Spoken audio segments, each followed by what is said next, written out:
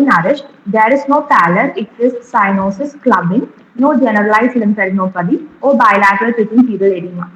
Skin, hair, and nails are normal. On oral cavity examination, there is partially edentulous with multiple caries tooth. On vital examination, the pulse rate is 82 per minute, regular, normal character. Blood pressure is 150 bar 90 millimeters of mercury.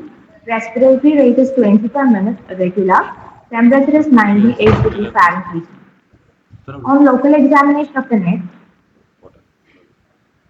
inspection, 18 into 10 centimeter size, single swelling is found in front of the neck.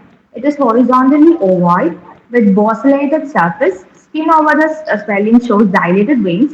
The borders are well defined. There are no visible pulsations. The swelling moves upward deglutition. The lower border is visible. No other swellings visible in the neck. There are dilated veins over the upper chest. Temper test is negative. On palpation, there is no local rise in temperature, no tenderness. Uh, Swelling of size 18 into 10 centimeter is seen in front of the neck. It is horizontally ovoid, larger towards the right side. It extends superiorly up to the upper border of the thyroid, laterally up to the posterior border of the sternocleidomastoid on the right side, and 1.5 centimeters behind the posterior border of the sternocleidomastoid on the left side. Inferiorly, the swelling reaches up to the suprasternal nodes. It has a bosselated surface. The skin over the swelling shows dilated veins. The margins are well defined. The swelling moves upward deglutition. The lower border is palpable. It has variable consistency. Two hard nodules are seen on the left lobe. One, 3 into 3 centimeters, well defined border just left of the midline. Another one, 1 into 1 centimeter, well defined upper end of the left side. And the swelling is mobile. The skin over the swelling is pinchable. It lies deep to the deep fascia. Trachea is shifted to the left. Carotid is bilaterally palpable, shifted posterolaterally. No cervical lymphadenopathy. Cocker stress is negative. On percussion, resonant note is felt over the mandibular sternite. On auscultation, there are no bluey.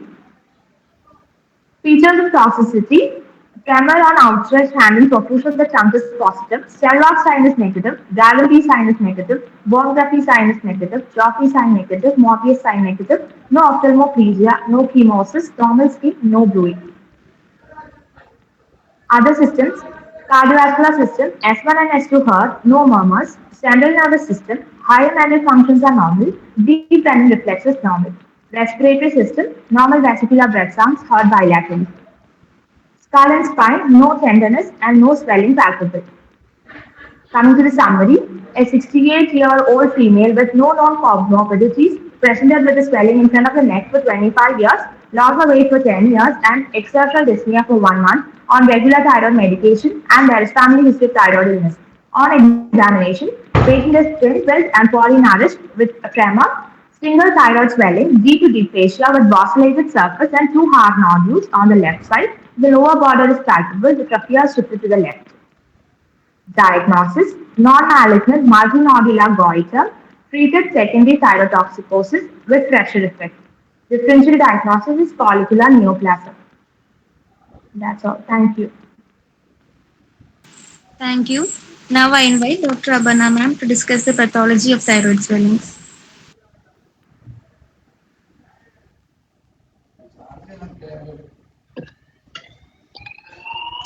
Good evening.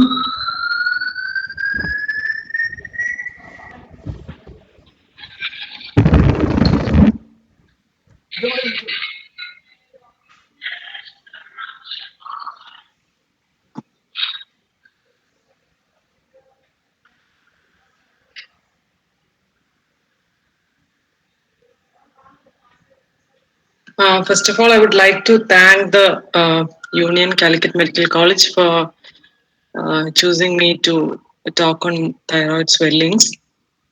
I would be just touching upon the pathology. I won't be going into the clinical details. I think Rajan Kumar sir will be dealing with that in detail. So Aishwarya has presented the case well, and that was a case of multinodular goiter with treated secondary thyrotoxicosis. So now let us see um, what are the thyroid swellings which may present as a nodule, or the thyroid swellings which may present diffusely. Then swellings which may have toxic symptoms and which do not have toxic symptoms.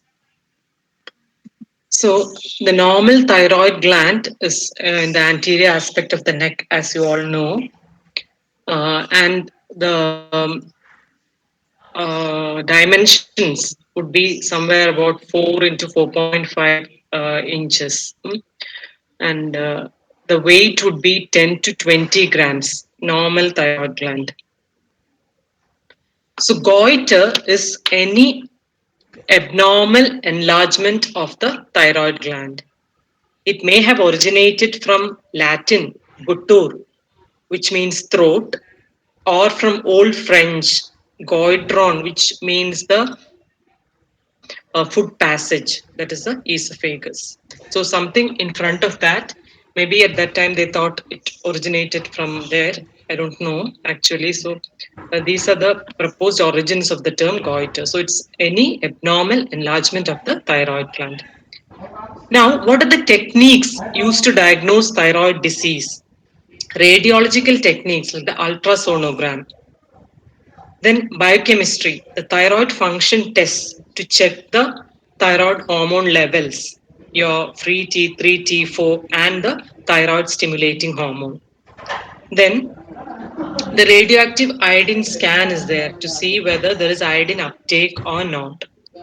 And we pathologists perform two investigations. One is the fine needle aspiration cytology, and the other is the examination of the surgical specimen after the surgeon removes the entire thyroid or part of the thyroid gland. So, I would like to classify thyroid enlargement into non neoplastic and neoplastic. And the most common would be a non neoplastic enlargement. And now we'll go into the details of non neoplastic and neoplastic enlargement of the thyroid gland. I hope the slides are moving. Yes, ma'am. Yeah, okay, yes. So, coming to non neoplastic thyroid enlargement, as I told you, it may be a simple goiter or a non toxic goiter, no toxic symptoms. And this can be further divided into diffuse swelling or a nodular swelling. And in the nodular, you can have either a solitary nodule or a multinodular goiter. So, multinodular goiter is the one which was shown in the presentation. Then we have toxic goiter, in which the patient has toxic symptoms. The most common of that would be a diffuse toxic goiter, which is otherwise a Graves' disease. And long-standing multinodular goiters, in them, some of the nodules may start secreting this thyroid hormones, and the patient may get toxic symptoms later, and that gives rise to a toxic multinodular goiter. And the other common entity would be inflammatory disease of the thyroid, which is otherwise called thyroiditis. And in the thyroiditis, there are different varieties. The most common would be an autoimmune thyroiditis, which may be a Hashimoto thyroiditis or a lymphocytic thyroiditis. Next variety would be a granulomatous or a Decouvein's thyroiditis. Next is a fibrosing or a Riedel's thyroiditis. And very uncommon would be an acute or an infective thyroiditis, which may be caused by bacteria, fungi, etc. So I think for this acute thyroid infective or acute or infective thyroiditis, thyroid is never removed. So we have not seen any cases of acute infective in the whole of my practice. All these I've seen FNAC of one case, which was studded with neutrophils, and we gave it, signed it off as acute thyroiditis. Otherwise, I have no exposure to acute thyroiditis. The most common among this would be Hashimoto or lymphocytic thyroiditis. Granulomatous and fibrosing thyroiditis are rare, and we do not get specimens of these nowadays. Now, the neoplastic thyroid enlargement can be further classified into benign or malignant. The benign tumor arising from the thyroid follicular epithelium would be a follicular adenoma.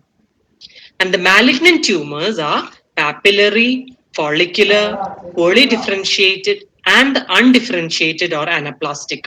All these four entities arise from the follicular epithelium. Then we have the medullary carcinoma, which arises from the parafollicular cells or the C cells. And then the thyroid may be involved in lymphomas and metastatic disease. So when we do FNAC on a thyroid gland, the technique used is a non-aspiration or a needling technique. We just use the needle to take out the material. We don't usually aspirate because the thyroid is very vascular, and if we aspirate, the blood will gush into the syringe and we will not get good material. So we just needle the thyroid gland, and in some cases like Hashimoto thyroiditis, we may need to apply some negative pressure with the syringe. Otherwise, needling is good enough as a means of thyroid FNAC. And in under the cytology, we have the Bethesda category, the Bethesda system for categorization of thyroid FNAC, in which we have 6 categories, of which one is the non-diagnostic or inadequate category, and 6 would be the malignant.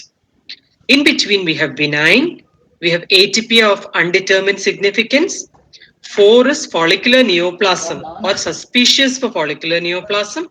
And 5 is suspicious for malignancy, whichever type, papillary carcinoma or medullary carcinoma or an anaplastic carcinoma. And 6 would be that it is, we are sure that it is malignant. So the pickup rate when we give it out as 6 is malignancy rate is almost 99%. So now we'll come to each entity in detail. So we have diffuse non-toxic or a simple goiter and multinodular goiter. The pathogenesis is almost the same. There is impaired synthesis of the thyroid hormone, most often due to iodine deficiency. And there is compensatory rise in your thyroid stimulating hormone that leads to hypertrophy and hyperplasia of the thyroid follicular cells. And this leads to thyroid enlargement. So in your simple diffuse goiter, you have an enlargement without nodularity. The size of the gland will be increased and the weight would be about 100 to 150 grams. It can go up to 150 grams. I told you the normal weight of the thyroid is up to 20 grams. And there is no nodularity in this diffuse goiter. This can be either endemic in areas where your water, food, environment does not have enough of iodine or does not provide you with enough of iodine. One example would be mountainous areas like your Himalayas. Then sporadic. This occurs almost 10% of the population should be involved to call it endemic goiter. And sporadic, 1 or 2 cases here and there. And the sporadic variety may be dyshormonogenetic, which means that some enzymes involved in the synthesis of thyroid hormone may be defective. And this diffused goiter has got 2 phases. One is the hyperplastic phase. Hyperplastic phase, when the thyroid gland will try to increase the production of thyroid hormones by increasing the epithelium. So the lot of follicles will be formed filled with colloid. That is a hyperplastic phase.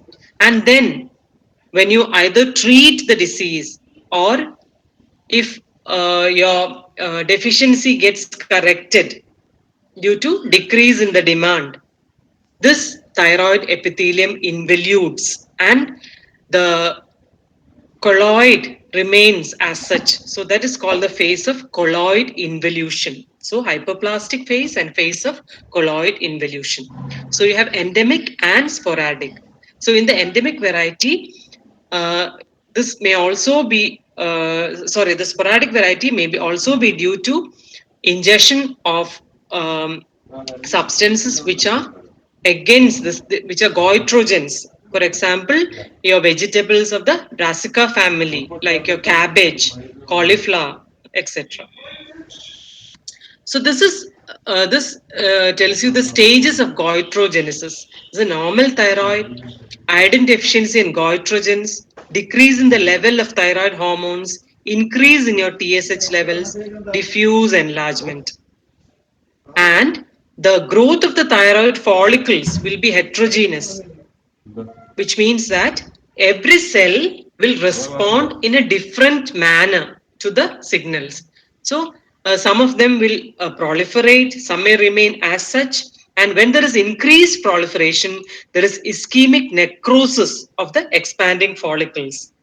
And that area, the necrosed area, will be filled up with a scar, and that gives rise to scarring. And when there is scarring, there is nodule formation. That is how you get a multinodular goiter. Sorry, non-toxic multinodular goiter. That's the lower one. And then in that, some of the nodules may acquire what is called functional autonomy. They may start producing thyroid hormones. This may be due to a TSH receptor gene mutation. And then you find you are left with something that's called a toxic multinodular goiter. So normal thyroid, diffuse goiter, non-toxic multinodular goiter, and toxic multinodular goiter. So I told you there will be recurrent episodes of hyperplasia and involution. That leads to this irregular or nodular enlargement. And in this multinodular goiter, you get the most extreme type of thyroid enlargements. You saw one example in the case that Aishwarya presented. So it is an irregular and multinodular enlargement. I told you there is variation among the follicular cells in their response to external stimuli. They may also acquire genetic abnormalities and have a growth advantage. Some of the nodules grow more than the others. And you can have polyclonal and monoclonal nodules. So there is follicular hyperplasia, colloid accumulation. This leads to physical stress inside the gland, rupture of the follicles and the vessels. That leads to hemorrhages.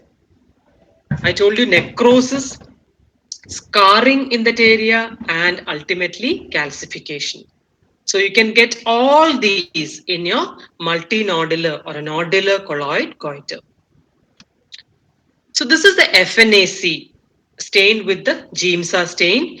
All these small round structures in which you have a follicular arrangement.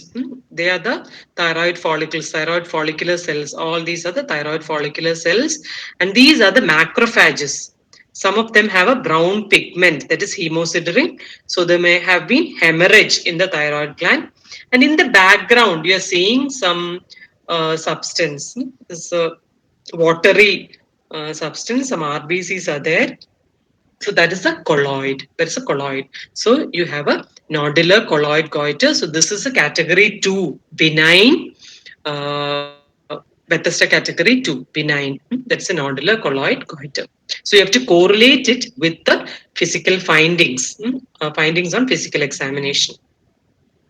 So these are the types of gross specimens that we receive in the department, multinodular goiter. You can see the variably sized nodules. variably sized nodules. Some of them have this colloid kind of appearance of a normal thyroid gland. There is also area of hemorrhage, then cystic degeneration. Or this area is a colloid filled area. This is a gray white area. Maybe it is a hyperplastic nodule in a thyroid gland filled with cells. So all these can occur, and these white streaks that you're seeing are the calcifications. So all this can occur in a nodular colloid goiter. Under the microscope, as you've all learned, you can see nodules, variably sized nodules, filled with these colloid filled follicles. These are follicles of varying sizes. So nodule formation, or inside the nodules you have follicles of varying sizes. The follicles are lined by cuboidal or flattened epithelium and filled with colloid. So this is the appearance of your multinodular goiter, which is very fondly called as MNG. So important points to remember in this is that some of the nodules can become autonomous and start producing hormones leading to hyperthyroidism. So that's a toxic multinodular goiter. Incidence of malignancy in a long-standing MNG is low, but not zero. It will be less than 5%. Dominant nodules can present as solitary thyroid nodule on your physical examination, and that can lead to a suspicion of malignancy. So you can do the investigations that we have already mentioned and come to a diagnosis. Now we come to another diffuse enlargement of the thyroid gland, which would be the Graves' disease. It is an autoimmune disorder. There will be autoantibodies against multiple thyroid proteins. These days we don't get, when I had joined for post-graduation, at that time we used to get some specimens of Graves' disease, but nowadays we don't usually get specimens. They are treated medically. So autoantibodies against multiple thyroid proteins, especially the TSH receptor. It may be blocked in a minority of cases, but in a majority of cases, the receptor is stimulated by the antibody, which is called the thyroid stimulating immunoglobulin, TSI. That is in 90% of the cases. This will stimulate adenyl cyclase and increase the release of thyroid hormones. And Graves' disease is the most common cause of endogenous hyperthyroidism. Endogenous hyperthyroidism. In our patient that we saw, it was due to the drugs, the treatment related secondary hyperthyroidism. So this is a specimen of Graves' disease. You can see both the lobes are diffusely enlarged. That is due to diffuse hypertrophy and hyperplasia of the follicular epithelial cells. Diffuse hypertrophy and hyperplasia of the follicular epithelial cells, and we would call this a meaty appearance or a beef-like appearance of cut meat, because it is very vascular. It will appear red in color and just like meat. So that is Graves' disease, gross specimen. And on the left, you're seeing the normal thyroid gland, and on the right, you're seeing a case of Graves' disease. Because I told you the follicular epithelial cells are increasing in numbers. They're undergoing hyperplasia and hypertrophy. So they have to be thrown into such small papillae-like projections into the follicle. Papillae-like projections. So this is a diagrammatic representation. You can see the follicles of varying sizes, and the epithelium is hyperplastic, thrown into papillae like finger-like projections into the lumen of the follicles, the colloid-filled follicles. But the colloid is scanty, light in color, with the scalloped appearance that is typical of diffuse hyperplasia, Graves' disease. And in the stroma, you can get lymphoid infiltrates in this Graves' disease. So this is the histopathology picture at higher power. You can see that the thyroid follicular cells are have become columnar. They have become very active, producing this colloid, which is scalloped. Can you see scalloped? And there is this kind of tufting, papillary tufting into the follicles. Here again, you can see papillary tufting. And this may be confused with the papillary carcinoma. But in papillary carcinoma, there will be a more complex branching. And I'll tell you about the nuclear features of papillary carcinoma as I go into the neoplasms. So, if the Graves' disease has been treated, you may find different histological picture. If iodine has been administered, there may be involution of the epithelium with accumulation of colloid. If antithyroid drugs like propylthiouracil has been administered, it exaggerates the epithelial hypertrophy and hyperplasia because it stimulates TSH secretion. So you can get varied histology in treated toxic goiter. Now we come to inflammatory diseases of the thyroid gland, of which the most common would be Hashimoto thyroiditis. So most common thyroid enlargement will be due to a multinodular goiter. Then you can have a simple diffuse goiter. Then the next I think would be thyroiditis, of which the most important is Hashimoto thyroiditis. It is an autoimmune disease, again like Graves' disease, caused by breakdown of self-tolerance to thyroid autoantigens. These are the thyroid autoantigens: thyroid peroxidase, thyroglobulin, and TSH receptors. So there will be antibodies against all these three. It was previously called struma lymphomatosa because of the increased lymphoid aggregates that are seen in Hashimoto disease. And ultimately, there is destruction of the thyroid gland with gradual and progressive thyroid failure. So genetic changes may be there involving all these genes: CT, cytotoxic T lymphocyte gene, then PTPN22, interleukin 2, like that. You can just learn the names of a few genes that are involved in Hashimoto thyroiditis. So pathogenesis, three theories are there or propositions. One is this killing or destruction of the cells is brought about by CD8 positive cytotoxic T lymphocyte via the FAS ligand pathway.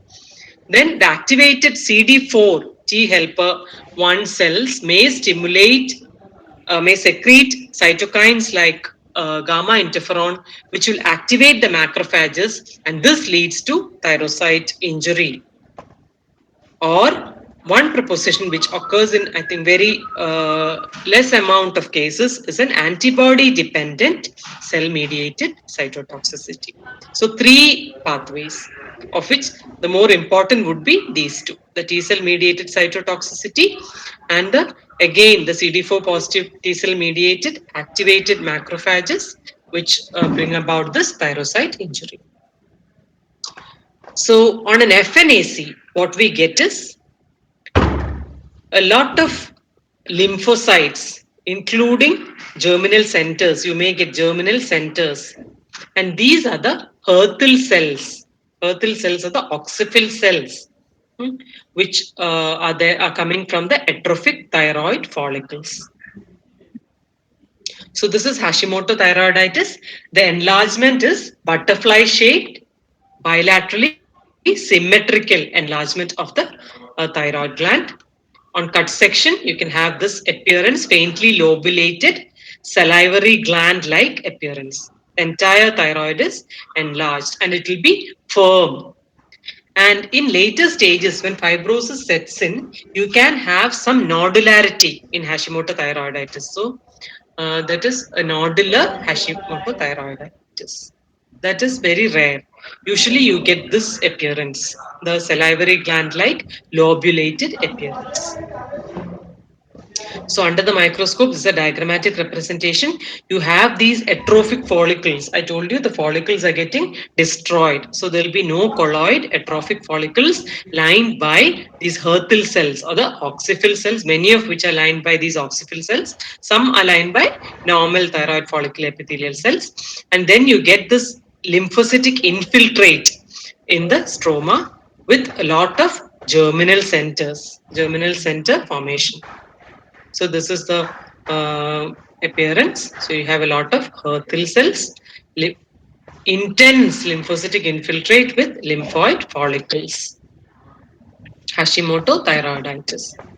And in the later stages, I told you there'll be fibrosis of the gland leading to fibrous band and nodule formation. Then you get a nodular Hashimoto thyroiditis. Then this entity, lymphocytic thyroiditis, which is a subacute lymphocytic thyroiditis, again is autoimmune and often occurs after pregnancy. Mostly the antibodies are anti-thyroid peroxidase antibodies. There may be a history of family history of autoimmune disease. Again, you have lymphocytic infiltration, not much of Hertel cell formation in this.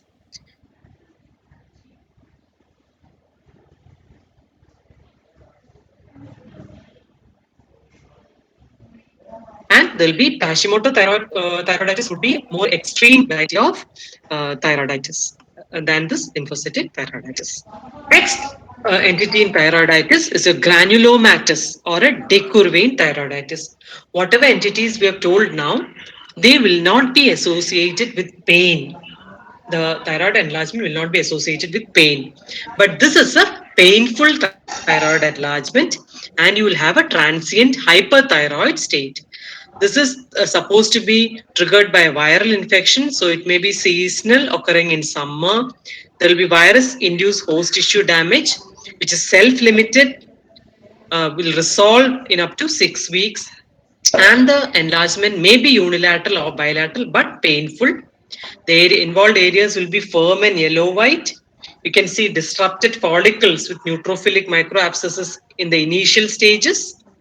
Later, you get aggregates of lymphocytes, activated macrophages, and plasma cells, which is your granuloma. And you have collapsed and damaged thyroid follicles in later stages, leading to fibrosis. So I'll show you the picture. This is an FNAC. You can see a lot of giant cells in the aspirate, then some lymphocytes and macrophages. This is what is called a granuloma in a granulomatous thyroiditis. You can see again a lot of giant cells, activated macrophages, lymphoplasmacytic infiltrate. These are some of the remaining colloid-filled follicles.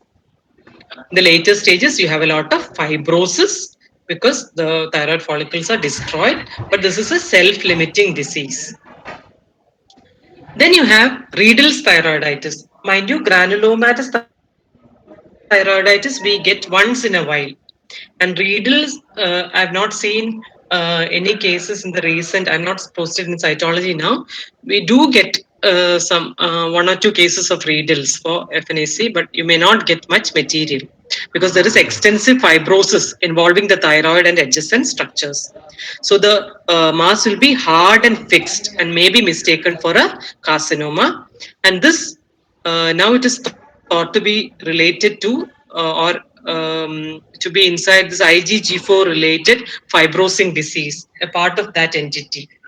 IgG4 secreting plasma cells will be there. Your serum IgG4 will be increased.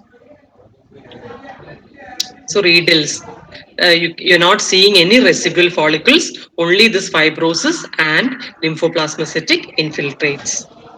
Again, lymphoplasmacytic infiltrates, some eosinophils are also seen.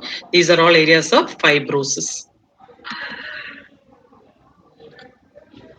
So these are the common non-neoplastic enlargement of the thyroid. Now we come to benign neoplasms of the thyroid or benign neoplasm. There is only one which we see frequently, that is the follicular adenoma. So before that, uh, what is a solitary thyroid nodule?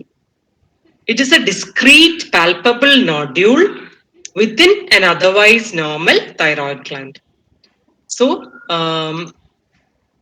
my bracket has shifted a little up. So, only 1% are neoplastic of these solitary thyroid nodules. But if there are solitary nodules, if the nodules are in younger patients, and if the nodules are in males, they are more likely to be malignant. You have to keep that in mind. Solitary nodules in younger patients, especially in males, more likely to be malignant. So, coming to follicular adenoma, it is derived from follicular epithelium. A minority may be functional. They are called toxic adenomas. So, in these toxic adenomas, there are somatic mutations in the TSH signaling pathway genes, that is TSH receptor gene, GNAS, the nucleotide associated stimulator. So, that is the GNAS gene. Then the follicular cells secrete thyroid hormone independent of TSH stimulation. So, that is called thyroid autonomy. Even if there is no stimulation from TSH, because of these mutations, the follicular cells will secrete thyroid hormone and lead to a toxic adenoma. And among the non-functioning adenomas, we may come across RAS mutations. So this is a follicular adenoma. So the typical description of a follicular adenoma is that it is solitary, it is spherical, it is encapsulated, average size is 3 centimeter. The cut surface bulges. Can you appreciate that? There is bulging from the cut surface, maybe gray white to red brown. There may be hemorrhage, fibrosis, calcification, cystic change. So, what you have to appreciate is there is this thick, usually the capsule is thin, it may be thick in area. So, a capsule all around, compressed thyroid tissue in the periphery, and bulging cut surface. Again, there may be, I told you, cystic change, hemorrhages. So this has got a thin capsule. See, can you appreciate the thin capsule? Here again, you have the capsule. There is no invasion through the capsule. So this is a diagrammatic representation. The normal thyroid, the capsule with the vessels, and this is the adenoma. In adenoma, you have this follicular arrangement. There will be no colloid mostly in microfollicular adenomas. There won't be much colloid. So the lined by cuboidal cells, the follicles will be lined by cuboidal cells. Again, this is the histopathologic picture. So you have this capsule, you have this normal thyroid tissue which is compressed outside the capsule, and this is your follicular adenoma. Again, this is a macrofollicular variant. You have big follicles filled with colloid. This is the capsule. This is the thyroid gland in the periphery, compressed. So that is a follicular adenoma. In some cases, these follicles will be lined by your Hertel cells or oxyphil cells. Then it is called a Hertel cell adenoma. Now we come to thyroid cancers, malignant neoplasms. You should understand that thyroid tumors mortality is one of the lowest among solid tumors. Once the tumors are removed and some adjuvant treatment is given, thyroid cancers are curable. The 5-year survival rate is greater than 98%. So most of them, I'll tell you about this 2% which are aggressive tumors. And you should understand that papillary carcinoma has undergone a lot of nomenclature changes. And the concept of multi-step pathogenesis, which is exemplified by your colonic adenocarcinoma, the multi-step, the adenoma carcinoma sequence. So that kind of a multi-step pathogenesis is now described in thyroid cancers. So there are precursor lesions. So papillary microcarcinoma would be the precursor lesion to your conventional papillary thyroid carcinoma. Then non-invasive follicular tumor with papillary carcinoma like nuclear features or NIFTIP. That would be the forerunner of invasive encapsulated follicular variant of papillary thyroid carcinoma, and a non-functioning follicular adenoma will be the precursor of follicular carcinoma. So follicular, this is a rare occurrence. The follicular adenomas progressing to follicular carcinomas. The toxic adenomas never progress to follicular carcinoma. A small proportion of non-functioning follicular adenomas may go on to become follicular carcinomas. And the poorly or the undifferentiated carcinomas, which belong to this 2%, can arise from papillary or follicular carcinoma by acquiring additional mutations in these genes TP53, CTNNB1, and TERT promoter. So these are the genetic changes that you come across. Papillary thyroid cancer conventional, you have this RET PTC translocations or NTRK1, NTRK3 fusions. Then follicular neoplasms, you have these RAS mutations. And also in poorly differentiated and anaplastic thyroid carcinoma. Then you can also have BRAF mutations in papillary thyroid cancer, also in poorly differentiated and anaplastic carcinoma. And in follicular carcinoma, you may have this translocation between PAX8 and PPARG. So these are genes involved in cell growth and proliferation. So these are the genetic changes in thyroid cancers. Now coming to follicular carcinoma, only 5 to 15% are follicular carcinomas in primary thyroid cancers, and they are frequent in areas with iodine deficiency. So follicular carcinoma, this may be a well circumscribed or widely infiltrative. So this is a well circumscribed one. Here you can see disruption of the tumor, disruption of the capsule by the tumor, and the tumor invading into the normal thyroid tissue. They're usually gray to tan or pink, or they may be translucent in areas, and they can also undergo degenerative changes like cystic change and hemorrhage. This is a widely invasive follicular carcinoma. You get nodular enlargement, many nodules, and invasion into the thyroid gland. So this is a FNAC of a follicular neoplasm.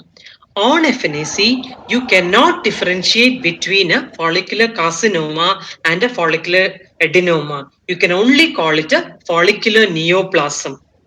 So this is what you see, a cellular aspirate with microfollicles lined by these small cuboidal cells in a follicular adenoma and a follicular carcinoma in both.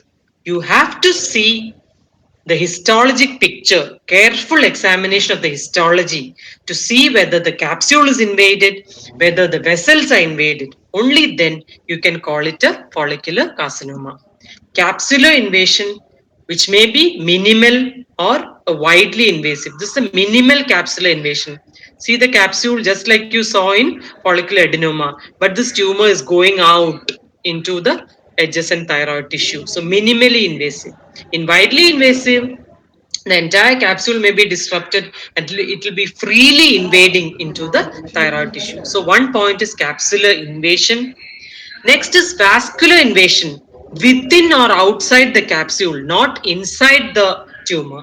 Within or outside the capsule. Here you can see vascular invasion, endothelium lined groups of tumor cells, which are at one part adherent to the vessel wall.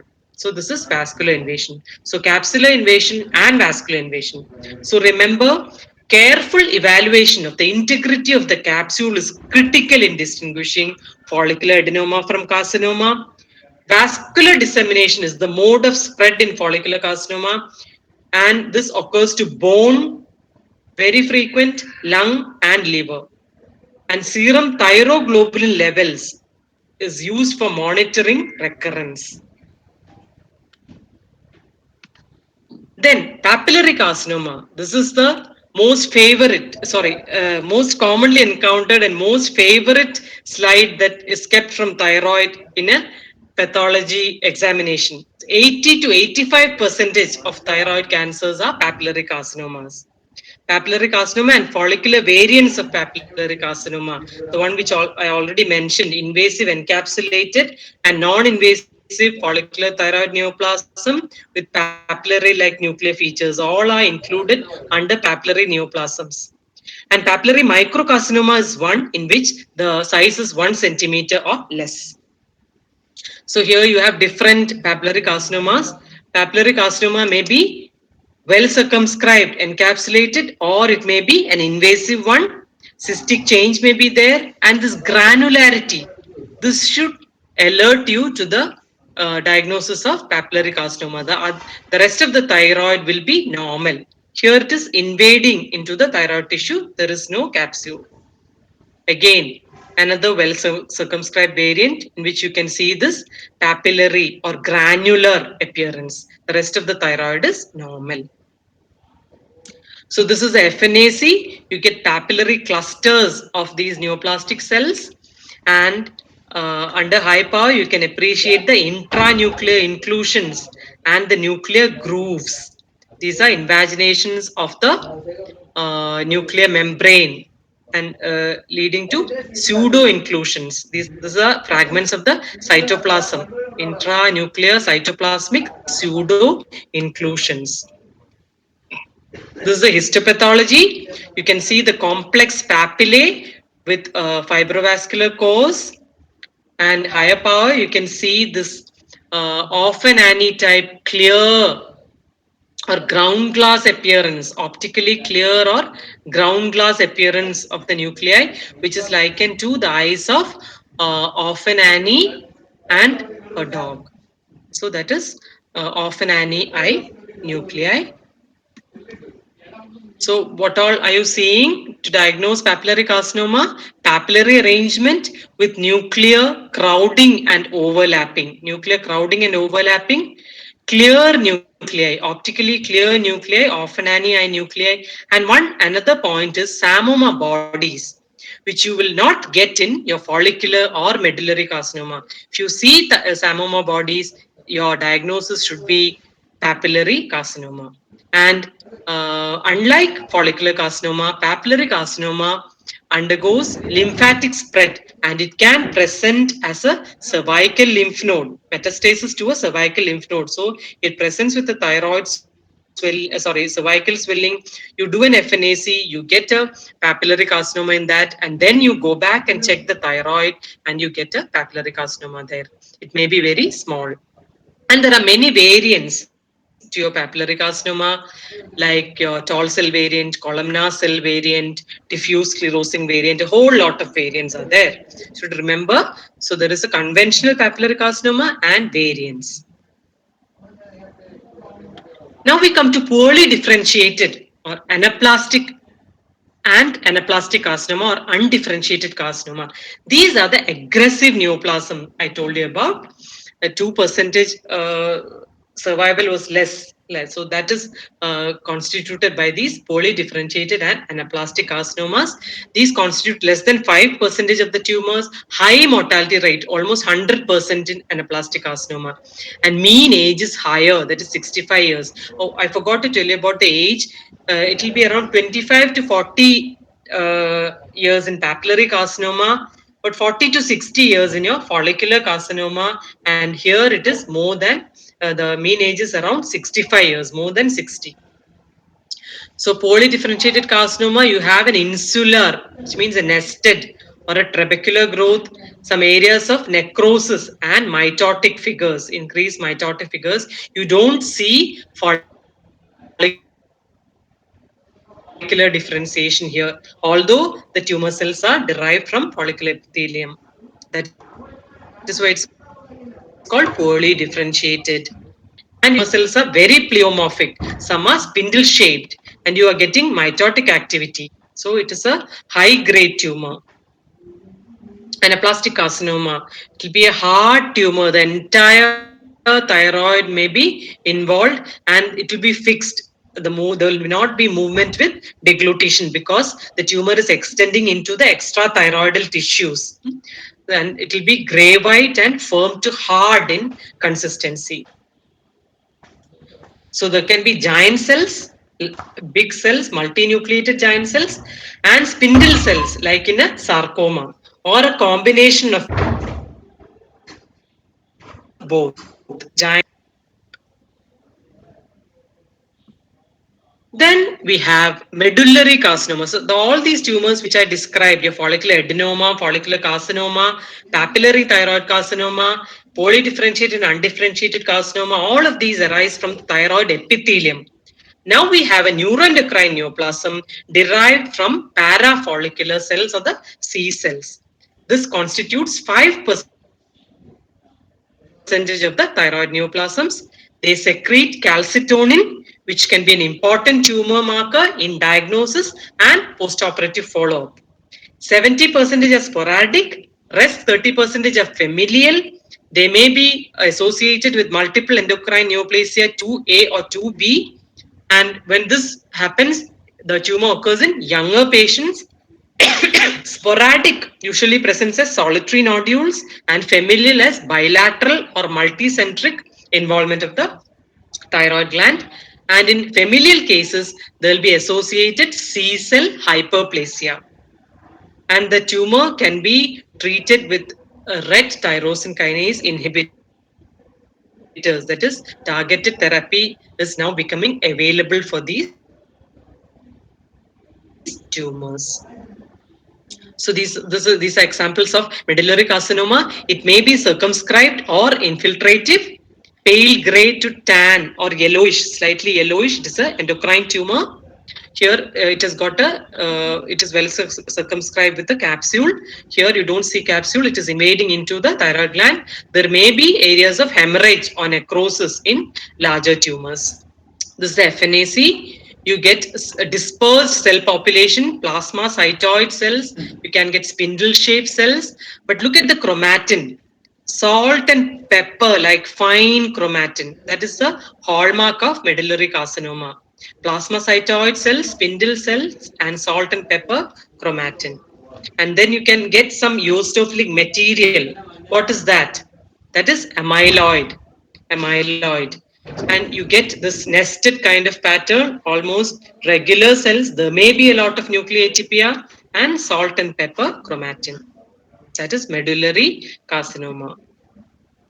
So that brings us to the end of the topic on thyroid swelling. So you have to remember it may be neoplastic or non-neoplastic. Non-neoplastic is more common, and the commonest is multinodular goiter followed by Hashimoto thyroiditis. Then you have neoplasms. Commonest would be papillary carcinoma. Then you have follicular neoplasms, follicular adenoma, and follicular carcinoma. Then a few cases of medullary carcinoma and anaplastic carcinoma. So thank you all for your patient listening, and good evening. Thank you, ma'am. Next, I invite Dr. Rajan Kumar sir, HOD, Department of General Surgery, GMC Vainan, to discuss the approach to thyroid swellings and its management.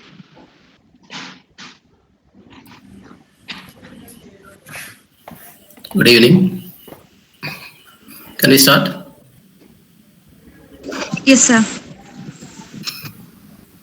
Yes.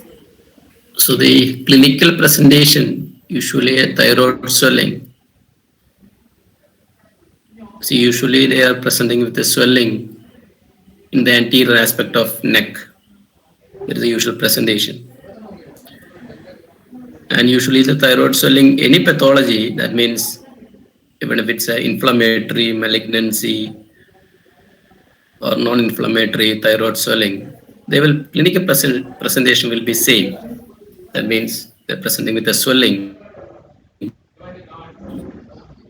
in the anterior aspect of neck.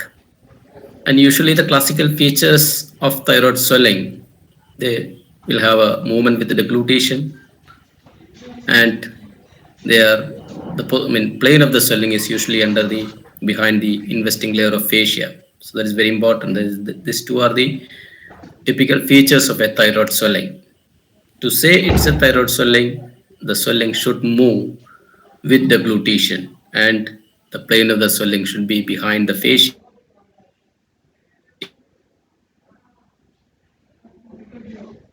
actually. But the moment the deglutition you should sometimes it may be absent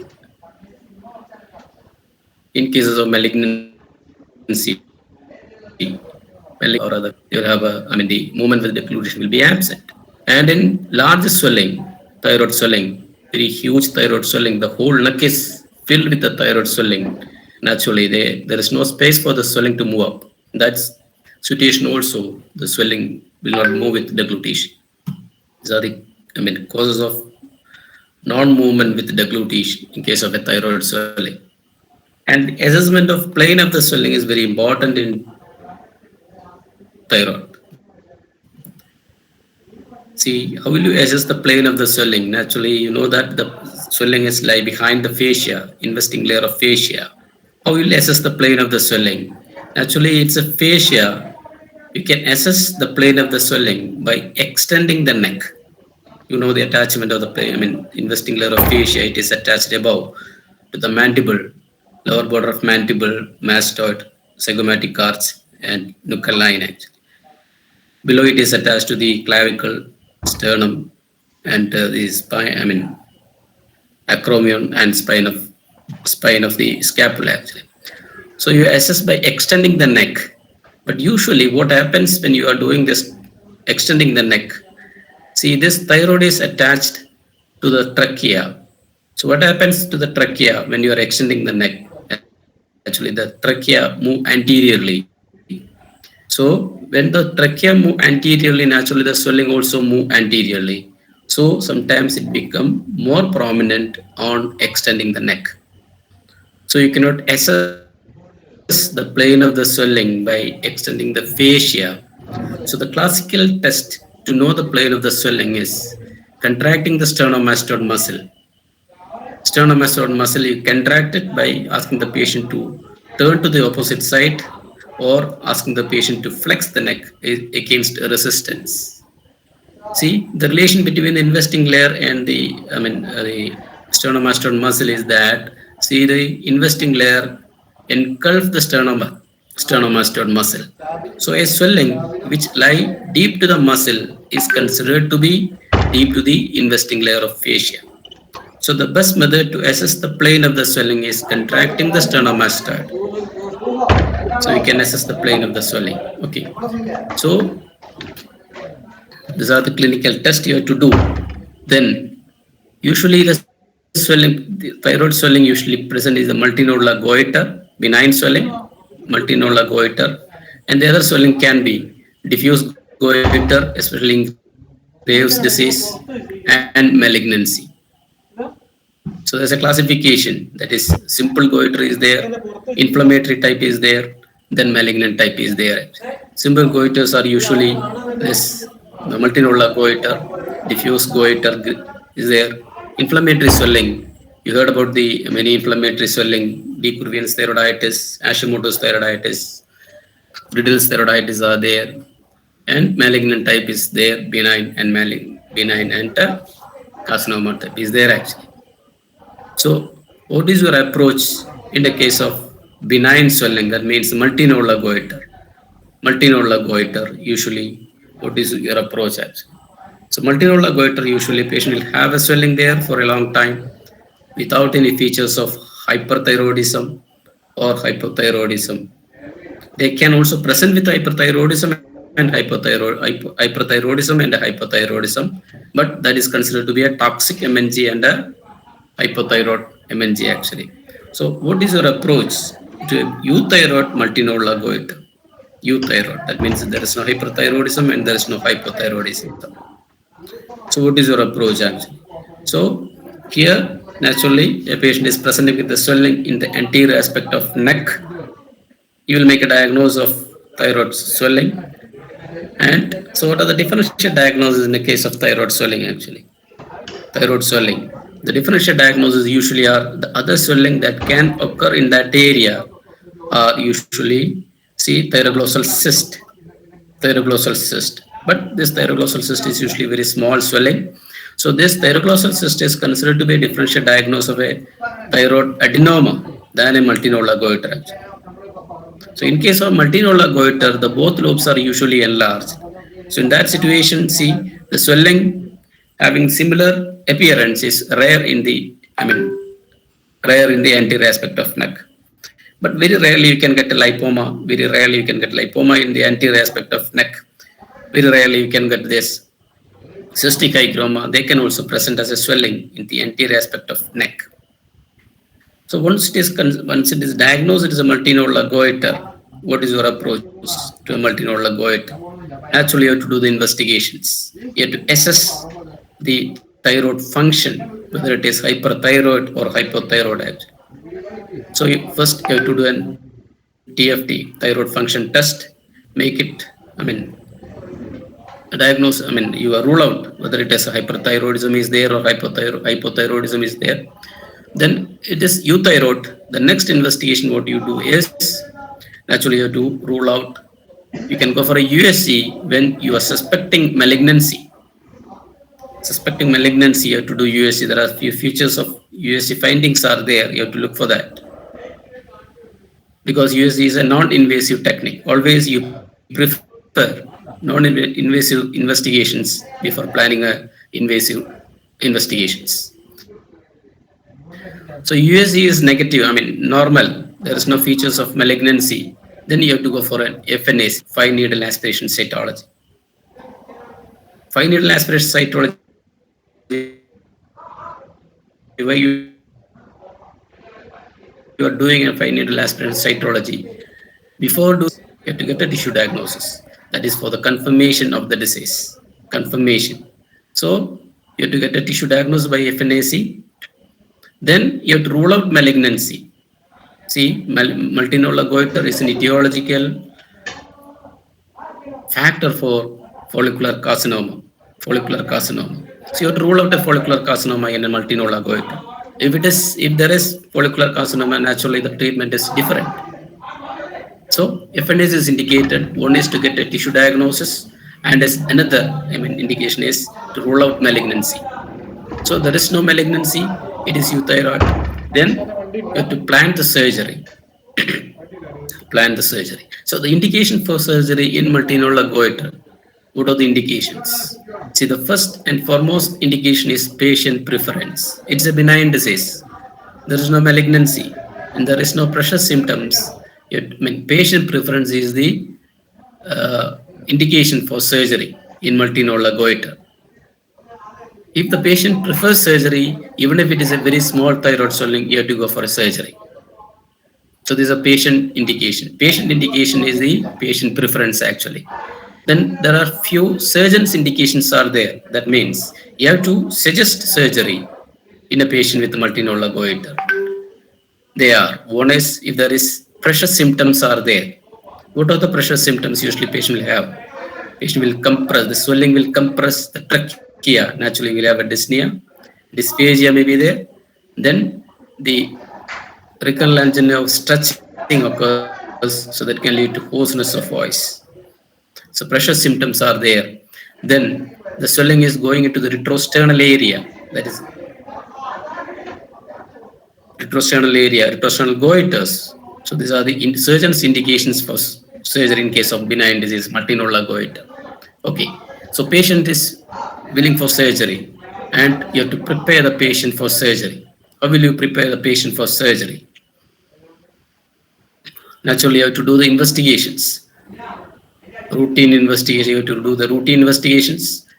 Other investigation, assessment of the patient, you have to assess the patient is fit for surgery or not by doing all the investigations like blood routine, urine routine, RBS, X-ray chest, ECG, all this you have to do and look for whether the patient is fit for surgery or not.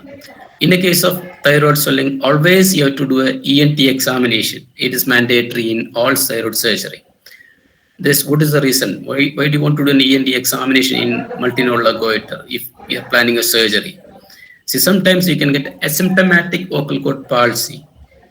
In 0.3% of cases, there is asymptomatic vocal cord palsy. That means patient is having vocal cord palsy, but it is not symptomatic. Why it is not symptomatic?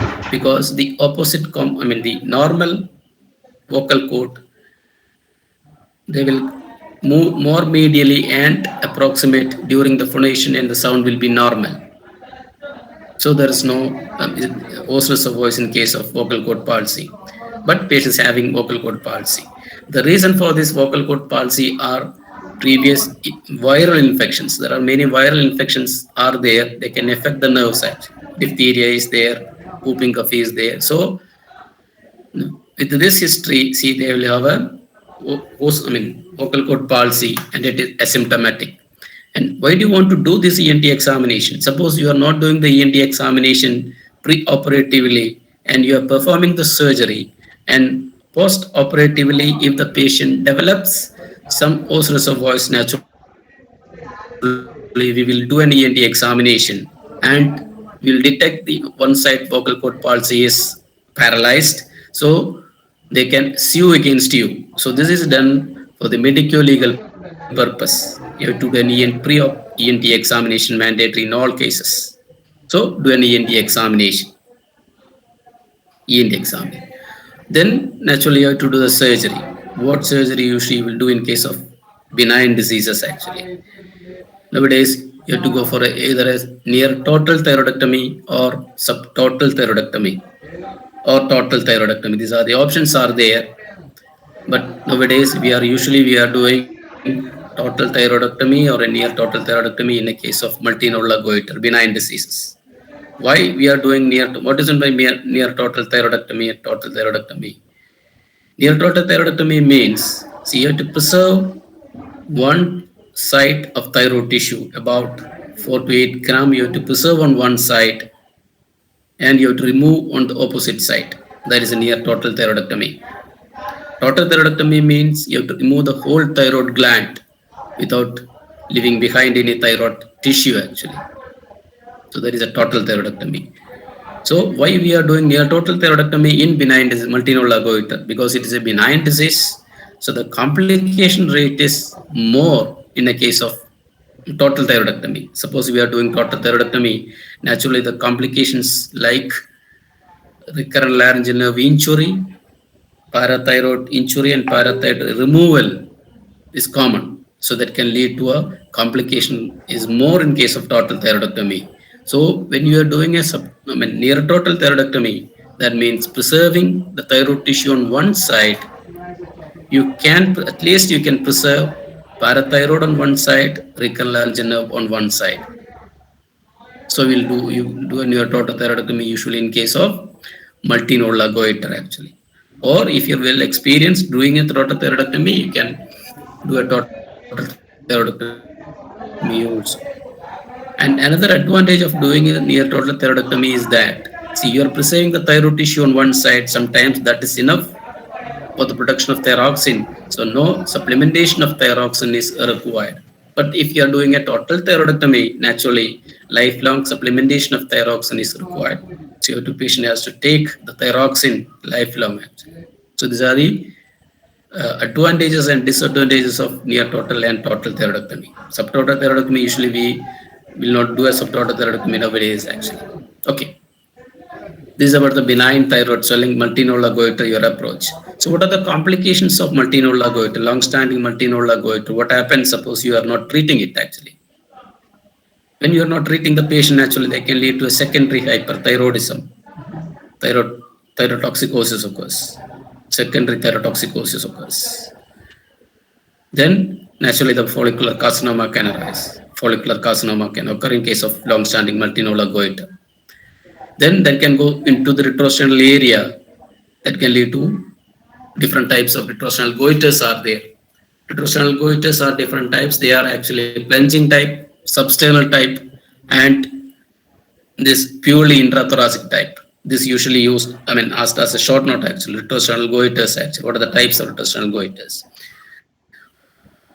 What is the plunging type of retrosternal goiters? See, this is actually the minimal extension of thyroid swelling into the retrosternal or retroclavicular area. Minimal extension, that means on inspection, on palpation, you cannot see the lower border. It is going into the retrosternal retroclavicular area. But when you ask the patient to swallow deglutition, actually what happens, the swelling moves up and you can see the lower border of the swelling actually. That is the plunging type. It plunges into the substernal and substernal area, plunging type. Then substernal type. What is substernal type? Substernal type is it is going deep into the substernal area. That means about more than 50% of the thyroid enlargement is in the substernal area. That is in the situation C, the swelling will not move up with deglutition, and even during deglutition, you cannot see the lower border. That is substernal type is there. Plunging and stuff. They are actually secondary retrosternal goiters. That means the primary swell, the swelling arising in the neck, and they are going into the retrosternal area. That is a secondary type. And the third one is the purely intrathoracic type or primary retrosternal goiters. Here it is during the development, the thyroid gland is developing along with the thymus. So the thyroid gland moves along with the thymus into the retrosternal area or superior or anterior mediastinum. So the swelling occurs in the anterior mediastinum or the superior mediastinum. The whole thyroid swelling is in the retrosternal area, and there is no normal thyroid swelling in the normal position. That is a purely intrathoracic variant type. These are the types of retrosternal goiters actually. Okay, that's about the benign thyroid swelling, multinodular goiter. Then about the toxic goiters. Toxic goiters can be primary, secondary, and tertiary type is there. Thyrotoxicosis. See, the thyrotoxicosis occurs can be due to hyperthyroidism or other causes are there actually. So thyrotoxicosis is a manifestation of increased thyroxine T3 T4 level in the circulation actually. So this thyrotoxicosis can be either due to hyperfunctioning of the thyroid. Here the thyroid tissue itself become more active and producing thyroxine. And other cause of hyperthyrotoxicosis are, one is Hashimoto's thyrotoxicosis, hashitoxicosis. Here in the initial stage of Hashimoto's thyroiditis, there is increased release of thyroxine into the circulation. They can lead to a thyrotoxicosis. That is a hashitoxicosis. And there is ectopic thyrotoxicosis. That means in case of a thyroid tissue in the ovary, struma ovary, they are called as struma ovary. It's a teratoma of the ovary, contain thyroid tissue. They can secrete thyroxine. That is a ectopic thyrotoxicosis is there. So this is here in case of ectopic thyrotoxicosis, actually the thyroid is normal, but the thyroid tissue is there in the ovary, they're producing more thyroxine. So thyrotoxicosis can be due to hyperfunctioning of the thyroid tissue, or it can be due to other causes also. So this primary hyperthyroidism, secondary hyperthyroidism, and tertiary hyperthyroidism are there, and ectopic thyrotoxicosis is there. So what is the primary hyperthyroidism? Primary hyperthyroidism is otherwise called a Graves' disease. They are due to the increased production of thyroxine. Here there is a thyroid stimulating antibody is produced. Thyroid stimulating antibody is produced. And what is the function of this thyroid stimulating antibody actually? See, what is the difference between thyroid stimulating antibody and TSH actually? The TSH will act about 3 hours on the thyroid receptors and producing thyroxine actually, TSH. But thyroid stimulating antibody is produced naturally. They will have a longer duration of action. That means they will have a 12 to 16 hours of action. So that can lead to a hyperproduction of, increased production of thyroxine, and that can lead to a thyrotoxicosis. So that is the pathology behind Graves' disease actually. That is a primary hyperthyroidism. Secondary hyperthyroidism is due to, in a case of multinodular goiter, long-standing multinodular goiter, they can produce thyroxine, increased production of thyroxine, and can lead to a thyrotoxicosis. That is a secondary hyperthyroidism. And the third one is the tertiary hyperthyroidism. This is actually the autonomous nodule. become active and producing thyroxine. There is a tertiary hyperthyroidism. So there are primary, secondary, and tertiary hyperthyroidism is there. So how will you differentiate this primary, secondary hyperthyroidism? Primary hyperthyroidism usually you can get in case of, young patient actually. Usually in young patient. In primary hyperthyroidism, usually they will present with the features of hyperthyrotoxicosis with a swelling, or sometimes there may not be any swelling, thyromegaly. So they can present with a thyromegaly or without a thyromegaly also. But in case of secondary hyperthyroidism, it is always with a swelling. There is a swelling for a long period, and over that there is features of hyperthyroidism. So primary hyperthyroidism usually occurs in young patient. Secondary hyperthyroidism occurs in adult, more than above 40 actually. Then it is primary hyperthyroidism usually the Graves' disease, diffuse goiter, but in case of secondary it is multinodular goiter. Then the neurological symptoms are more in primary hyperthyroidism. Then cardiovascular symptoms are more in case of secondary hyperthyroidism. Then primary hyperthyroidism usually can present with or without thyromegaly, but all the secondary hyperthyroidism is always with thyromegaly. These are the differentiating features between primary and secondary hyperthyroidism. Tertiary hyperthyroidism usually is solitary nodule. They will produce more thyroxine and will have features of thyrotoxicosis. That is a tertiary hyperthyroidism. Okay. So, what are the clinical features of hyperthyroidism? Actually, thyrotoxicosis. Patient will have, in case of primary hyperthyroidism, usually patient will have ophthalmopathy, dermopathy, and myopathy is there.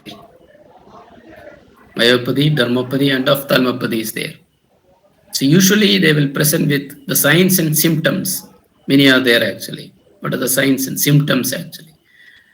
Symptoms, usually the patient will have a tachycardia, tachypnea, anxiety, weight loss will be there, increased appetite will be there.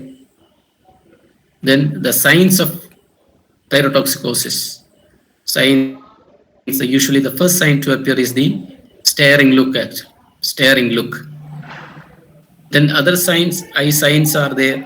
What are the eye signs actually? They are usually, see, Dalrymple sign is there. Then Von Graefe sign is there. Geoffroy sign is there. Knapziger sign is there. Proptosis is there. Gifford sign is there. Griffith sign is there. See, many are there. See, what is, see, Griffith sign, then signs, other signs are Coker's sign is there. So what is the pathology behind this signs actually? What are the what is the pathology? See, there is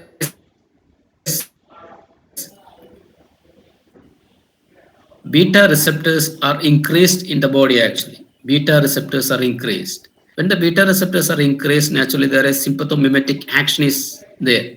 And this is the pathology occurring in the hyperthyroidism. Beta receptor increases, so that can lead to sympathomimetic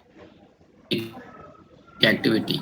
So there is sympathetic system overactivity occurs. Sympathetic system thyrotoxicosis actually. So the eye signs, we just go through it.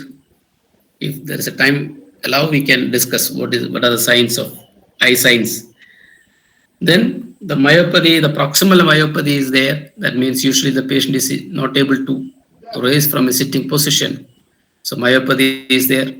Then the dermopathy is there. Dermopathy usually due to the glycosaminoglycan deposition occurs usually in the pretibial area.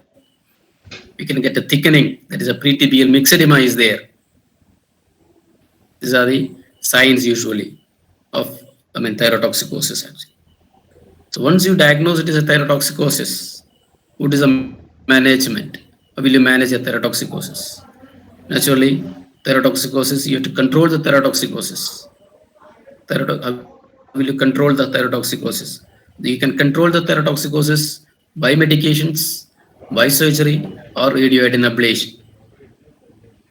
Radioiodine ablation is there, surgery is there, and antithyroid drugs are there.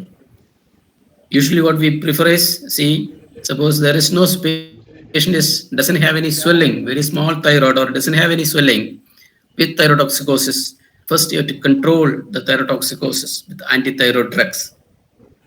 Antithyroid drugs. What are the antithyroid drugs usually used actually?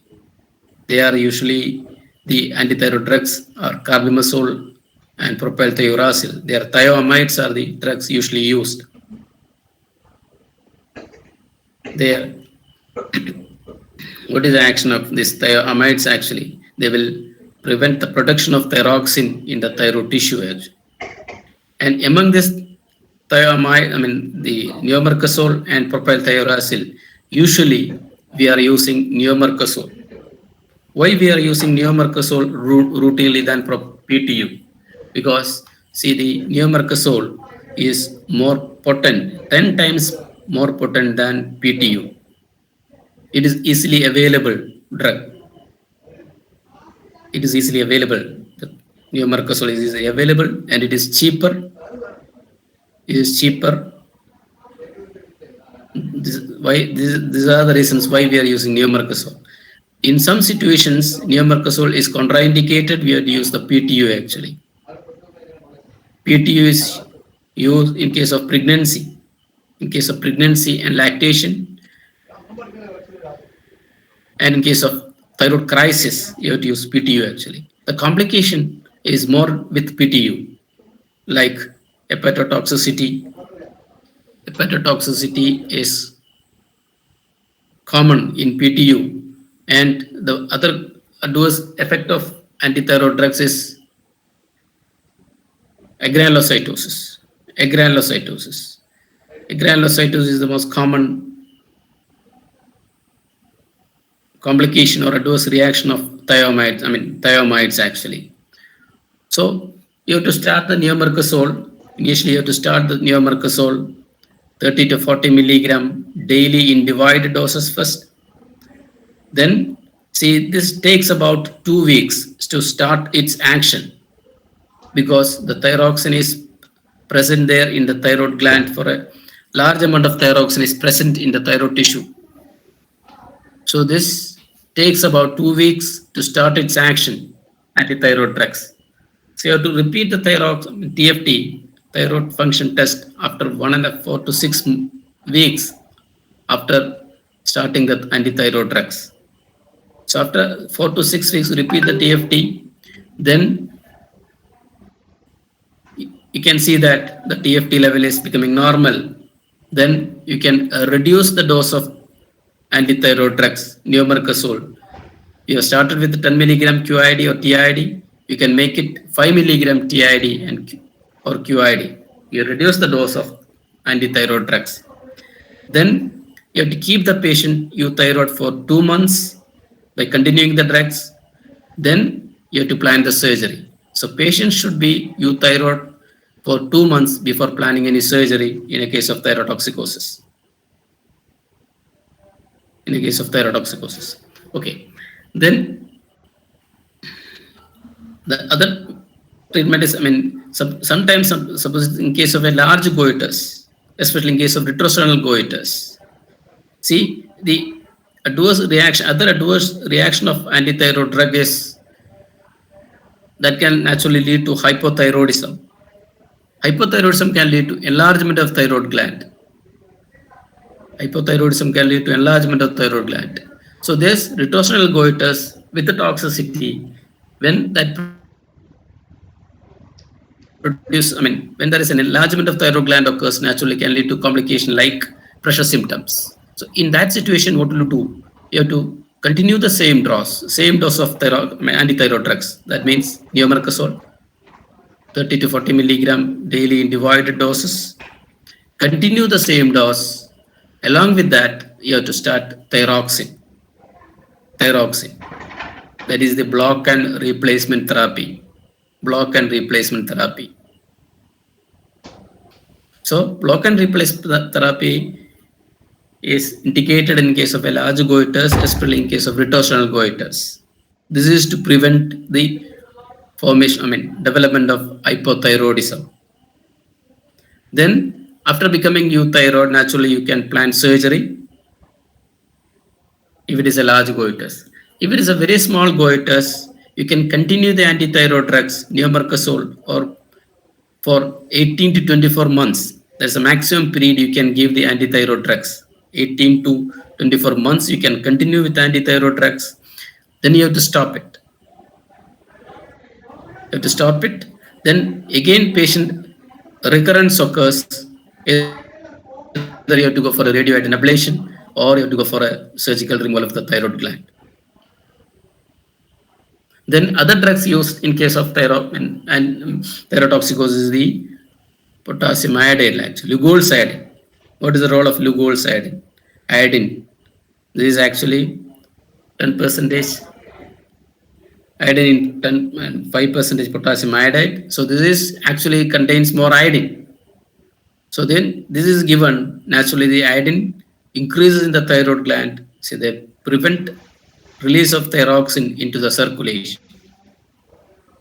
So this is a Lugol's iodine you have to give, and this Lugol's iodine usually given for 10 days prior to surgery, not beyond that. If you continue giving this Lugol's iodine for a long time, there is thyroid escape occurs, and that can lead to aggravation of the thyrotoxicosis. So you can give it Lugol's iodine. Usually will give it for 10 days prior to surgery. You start, then you have to stop it on the day of surgery, actually. So these are the drugs used in case of, for the control of thyrotoxicosis, actually. Secondary thyrotoxicosis, you can control with thyroxine.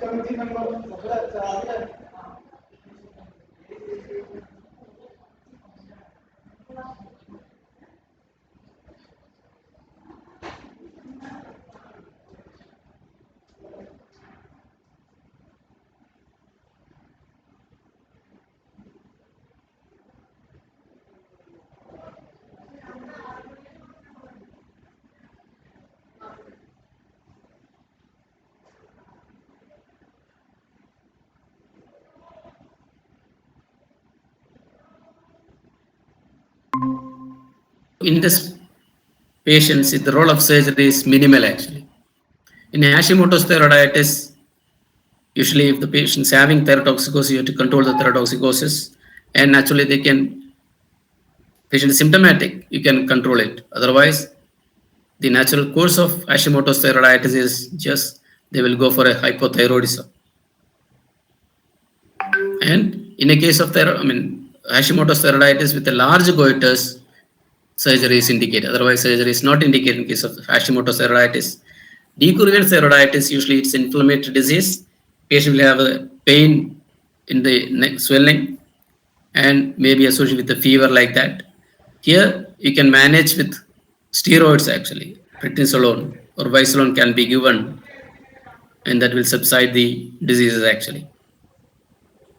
Inflammatory swelling. Then Riddle's thyroiditis is a fibrosing thyroiditis, actually. The whole thyroid gland is fibrosed. Just so this can mimic a malignancy. So differential diagnosis of a malignancy is the Riddle's thyroiditis. That's about the inflammatory diseases. Then the malignancy, there is Kreil's classification is there. Benign disease, benign and malignant type is there. Differentiate thyroid malignancy is there. Medullary type is there. Anaplastic variant is there, and secondary is there. Differentiate thyroid malignancy usually benign, follicular neoplasm, papillary follicular adenoma is there. Most common is follicular adenoma. Papillary adenoma is very, very rare actually. So these are the benign diseases. Malignant diseases are usually the follicular carcinoma and papillary carcinoma. Then medullary type is the medullary carcinoma is there, anaplastic is there. So usually how they present, usually the malignant swellings, usually usually they will present with a solitary nodule actually. Solitary nodule, you have to think of malignancy. So the chance of malignancy, there is a rule of 12 is there. Rule of 12. The chance of malignancy. See, what is rule of 12? When a patient is presenting with a solitary nodule, the chance of malignancy in males, a male patient with a solitary nodule, the chance of malignancy is about 24%. 24% chance of malignancy is there. Again, in male patient, solitary nodule, naturally you will do a USG. Suppose it is solid component, the chance of malignancy increased to 48%. And USG shows it is a cystic in nature, the chance of malignancy goes to 12%. In females, if it is a solitary nodule, the chance of malignancy is 12%. If it is solid component by USG, it is 24%. If it is cystic, it is 6%. The dominant nodule in multinodular goiter, dominant nodule chance of malignancy in male, it is 12%. If it is solid component, it is become 24%. If it is cystic, become 6%. In females, it becomes 6%. Dominant nodule, chance of malignancy is 6%. If it is solid by USG, it is 12%. If it is cystic, that becomes 3%. Then in case of multinodular goiter, the chance of malignancy is 3%. That is a rule of 12 actually. So a patient with a solitary nodule, there is high chance of malignancy. High chance of malignancy. So how will you evaluate a case of malignancy? So naturally you do a USG. What are the USG findings to suggest malignancy? The Smith criteria is there. SMITH criteria is there. Smith criteria is there. So solid component, microcalcifications, irregular borders, taller than wide, the lesion is taller than wide, and hypoechogenicity. That is a Smith criteria, USG finding to suggest malignancy. Solid component, solid and cystic component, M for microcalcification, irregular borders, taller than wide. That is a pathological finding. The lesion is taller than wide, horizontally taller than wide. Then hypoechogenicity. These are the features. Lesions. So this is the USG findings to suggest malignancy. So once it is malignancy, naturally what will you do? You will have to do an FNAC. FNAC, by FNAC you can diagnose most of the malignancies of the thyroid. Papillary carcinoma, medullary carcinoma, and anaplastic carcinoma. But you cannot differentiate follicular carcinoma and adenoma by FNAC. We discussed already the pathological findings. Because of capsular vascular invasion, you cannot detect on FNAC. You cannot detect on FNAC. But papillary carcinoma you can detect by FNAC because there are a few features are there. Papillary carcinoma, there is the follicular cells having nuclear grooving is there. Nuclear grooving is there. Then peripherally placed nucleus, nucleoli is there. large nucleoli are there, and papillary projections are there. So the follicular cells having these features, you can diagnose papillary carcinoma. But in case of follicular variant, follicular, adenoma and malignancy, carcinoma, see the follicular cells are having similar appearance actually. There's no difference in follicular cells in follicular adenoma and follicular carcinoma. Only difference is that capsular and vascular invasion that you cannot make out by FNAC. So you cannot diagnose follicular adenoma and carcinoma by FNAC. So what will you do for this FNAC? Naturally, FNAC is papillary carcinoma. The management is, you can go for a total thyroidectomy. There is no other options in case of papillary carcinoma. Why you are planning total thyroidectomy in papillary carcinoma? Because the papillary carcinoma is multicentric. Multiple malignancy can occur in the same swelling, multicentric. And in case of papillary carcinoma, usually see the intrathyroidal spread occurs. Intrathyroidal spread occurs. That means from one area, it can spread to the other area. So intrathyroidal spread occurs, it is always multicentric, and this papillary carcinoma is usually TSH dependent tumors. That means the TSH can act on the thyroid cells and can enhance the growth of papillary carcinoma. So that's why they are called a TSH dependent tumors. So there's another reason for doing total thyroidectomy. Then after the surgery, usually you have to follow up by thyroglobulin estimation. Thyroglobulin is protein produced by thyroid only. So once you have done a total thyroidectomy, you never expect a thyroglobulin in the human body. But if you find after total thyroidectomy, if you find there is a thyroglobulin is high, naturally you have to think of secondaries. So the thyroglobulin estimation becomes significant when you have done a total thyroidectomy. That is another reason for doing total thyroidectomy in papillary carcinoma. Then radioiodine scan, you have to do some indications are there, radioiodine scan. So this radioiodine scan is done when you have done a total thyroidectomy. Suppose you are not done a total thyroidectomy, or if there is a normal thyroid tissue is there, naturally whatever iodine is you are given is taken up by the normal thyroid tissue, so you cannot demonstrate a secondary when you are doing an iodine scan. So that is another reason for doing a total thyroidectomy. Then another is, suppose you are doing not doing a total thyroidectomy, you are living behind the thyroid tissue. So there is a complication of unattended papillary carcinoma or follicular carcinoma is there. They can turn to an undifferentiated variety. Undifferentiated or anaplastic variant can occur. That is another complication. So these are the reasons why you are doing total thyroidectomy in papillary carcinoma. So in case of papillary carcinoma, naturally you have to go for a total thyroidectomy. There is no other options actually. Then follicular FNAC, naturally they cannot give you a diagnosis of follicular carcinoma or follicular adenoma. So what will you do if it is a follicular? They will give you a report like follicular neoplasm. Follicular neoplasm, you cannot differentiate actually. So in case of follicular neoplasm, what will you do?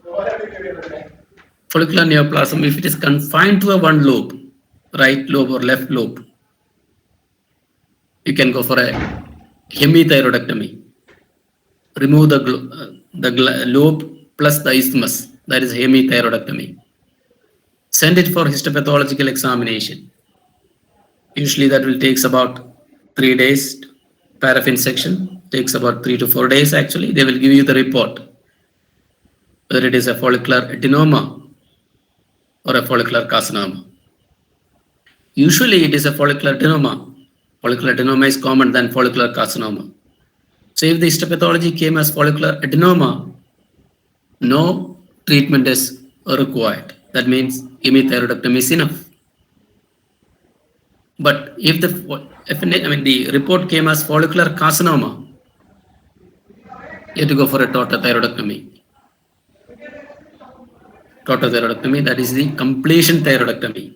So what is by completion thyroidectomy? Completion thyroidectomy done in a case of follicular neoplasm.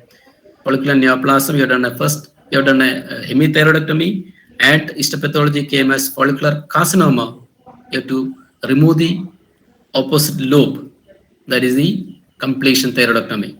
This is usually done within 1 week of the first surgery actually. That is the ideal time for doing a completion thyroidectomy. Why you are doing total thyroidectomy in follicular carcinoma? What is the reason? One is, see, here also it is TSH dependent. Then thyroglobulin estimation becomes significant when you have done a total thyroidectomy. Then radioiodine scan, radioiodine ablation is possible when you have done a total thyroidectomy.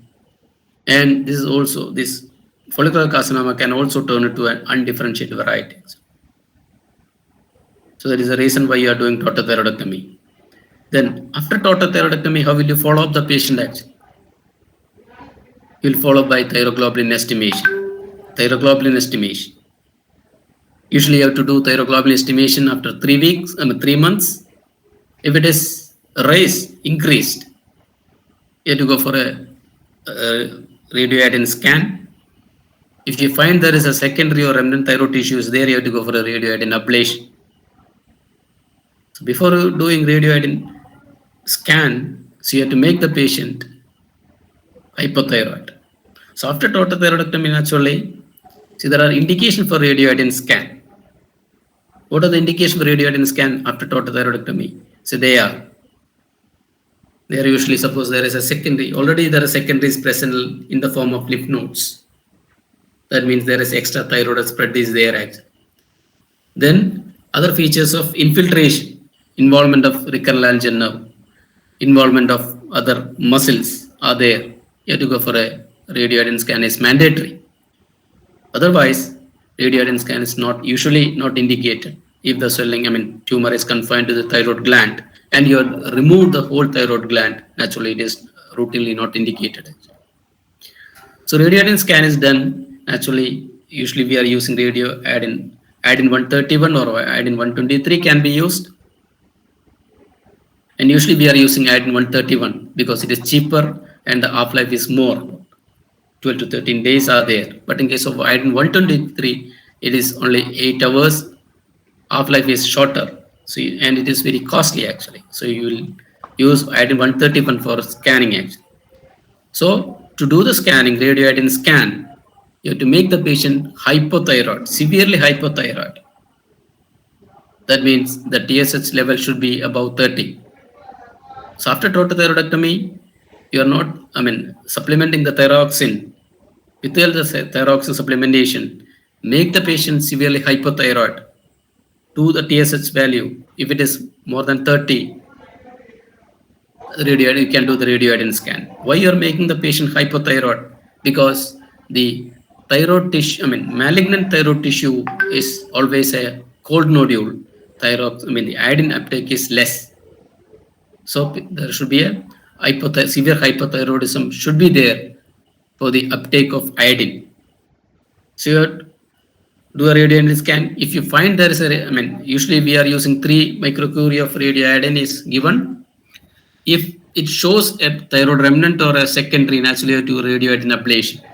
Radioiodine ablation, you have to give a higher dose, about 150 to 300 microcurie, depending upon the involvement. And here the TSH should be always very high, about 50. TSH level should be 50. And radioiodine ablation always done by iodine 131, not by 123 actually, because iodine 131 contains beta and gamma rays actually. Beta rays is destructive. They will destroy the thyroid tissue.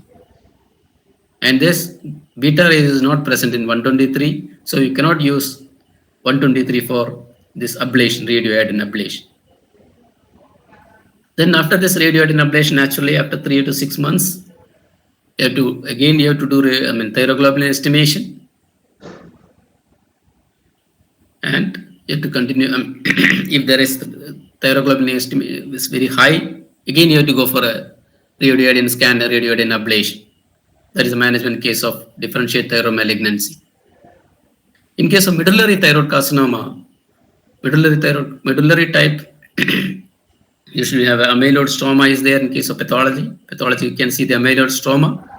A medullary carcinoma, the management is, this is not a tumor arising from the thyroid follicular cells. It's not a tumor of the thyroid follicular cells. It's a parafollicular cells. So medullary carcinoma, usually the management is total thyroidectomy with anterior neck dissection. Total thyroidectomy plus anterior neck dissection. Total, that means you have to remove, you have to dissect in the anterior part of the neck actually. That is bounded by the, the both strap muscles laterally or up to the carotid artery laterally above the hyoid bone and below the sternoclavicular joint actually. You have to remove the lymph nodes in this area. That is anterior neck dissection. So total thyroidectomy plus anterior neck dissection is the management in case of medullary carcinoma. Anterior neck dissection. If there is a node present, clinically there is cervical node is present in case of medullary carcinoma, you have to go for a total thyroidectomy plus modified radical neck dissection. Modified radical neck dissection. Because here in medullary carcinoma, it is not radiosensitive. You cannot ablate with radioiodine. So always the management in case of medullary carcinoma is total thyroidectomy is anterior neck dissection if no nodes are palpable clinically. If nodes are palpable clinically, you have to go for a total thyroidectomy plus modified radical neck dissection. That is a management case of medullary carcinoma. Medullary carcinoma. Then in case of medullary carcinoma, actually you have to do the screening test because they can occur familially. RET proto-oncogene mutation is the cause for this familial malignancies, medullary carcinoma. If there is RET proto-oncogene mutation is there, naturally you have to go for a prophylactic thyroidectomy. So the indication for prophylactic thyroidectomy is RET proto-oncogene mutation in the family. That is about the medullary carcinoma. In case of medullary carcinoma, naturally, how will you follow up actually? You cannot do a radioiodine scan. So you have to do a clinical examination, repeated USC examination. You can do a CT scan of the neck, and very rarely you can do a DMSA scan. Dimercaptosuccinic acid scan is there, that can be done. Then if you find there is a recurrence in the node, you have to go for an exploration. There is a management case of medullary carcinoma. Anaplastic carcinoma, the role of surgery is minimal because by the time a patient present to the OPD, naturally there is infiltration occurs. So you cannot remove the tumors. So the role of surgery in anaplastic carcinoma is usually isthmusectomy. That means you divide the isthmus to prevent the tracheal compression. Or you can go for a tracheostomy in case of anaplastic variant. There's a role of surgery in case of an anaplastic variant.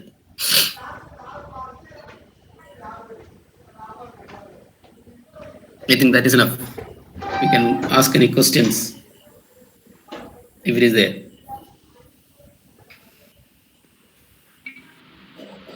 Audience may ask their questions.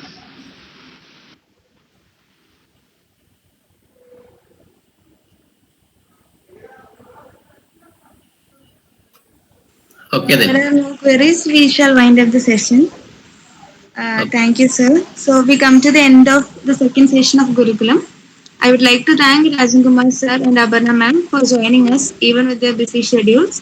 Thanking all the participants and hoping it was a fruitful session. Once again, thank you all. Thank you. Thank you.